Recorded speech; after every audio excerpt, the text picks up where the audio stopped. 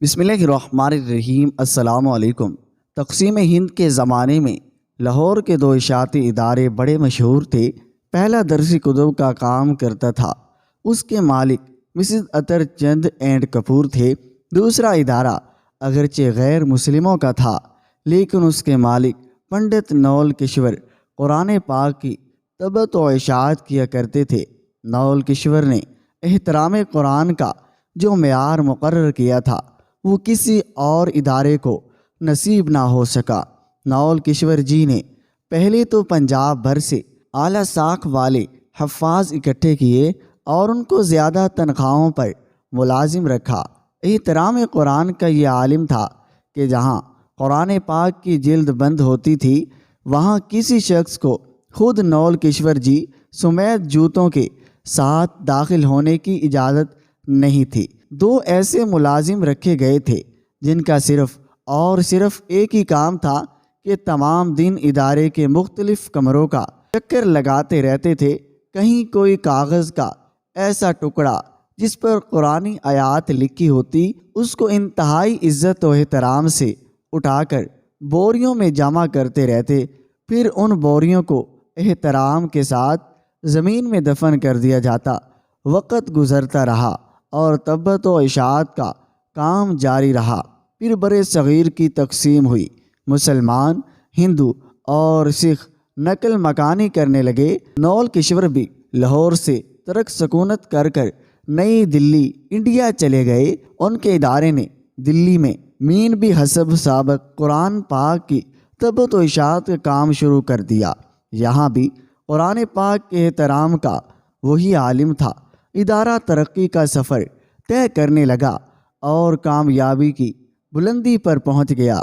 نول کشور جی بوڑھے ہو گئے، اب گھر پر آرام کرنے لگے، جبکہ ان کے بچوں نے ادارے کا انتظام سنبھال لیا اور ادارے کی روایت کے مطابق قرآن حکیم کے ادب و احترام کا سلسلہ اسی طرح قائم رکھا۔ آخر کار نول کشور جی کا وقت آخر آ گیا اور وہ انتقال کر گئے، خالق حقیقی سے جا ملے۔ ان کی وفات پر ملک کے طول و عرض سے ان کے احباب ان کے ہاں پہنچے۔ ایک بہت بڑی تعداد میں لوگ ان کے کرایہ کرم میں شریک ہونے کے لیے شمشان گھاٹ پہنچے۔ ان کی ارتھی کو جتہ پر رکھا گیا۔ جتہ پر گھی ڈال کر آگ لگائی جانے لگی تو ایک انتہائی حیرت انگیز واقعہ ہوا۔ نول کشور جی کی جتہ آگ نہیں پکڑ رہی تھی۔ جتہ پر اور گھی ڈالا گیا، پھر آگ لگانے کی کوشش کی گئی۔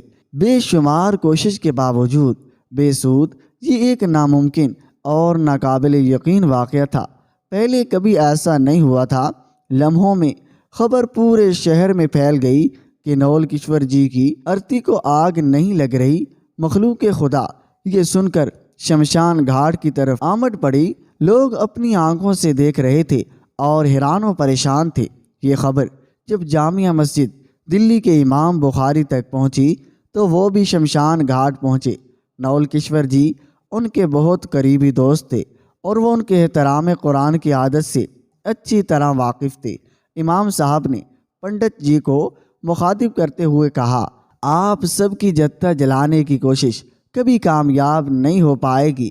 اس شخص نے اللہ کی سچی کتاب کی عمر بھر جس طرح خدمت کی ہے اور جیسے احترام کیا ہے اس کی وجہ سے اس کی جتہ کو آگ لگ ہی نہیں سکے گی، چاہے آپ پورے ہندوستان کا تیل اور گھی جتہ پر ڈال دیں۔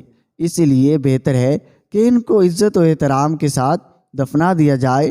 چنانچہ امام صاحب کی بات پر عمل کرتے ہوئے نول کشور جی کو شمشان گھاٹ ہی میں دفن کر دیا گیا۔ یہ تاریخ کا پہلا واقعہ تھا کہ کسی ہندو کی جتہ کو آگ نہ لگنے کی وجہ سے شمشان گھاٹ ہی دفنا دیا گیا۔ ناظرین، اگر آپ کو ہماری یہ ویڈیو پسند آئی ہے تو لائک کر دیں۔ اگر آپ ہمارے چینل پر نہیں ہیں تو ہمارے چینل کو سبسکرائب ضرور کریں۔ شکریہ۔ اللہ حافظ۔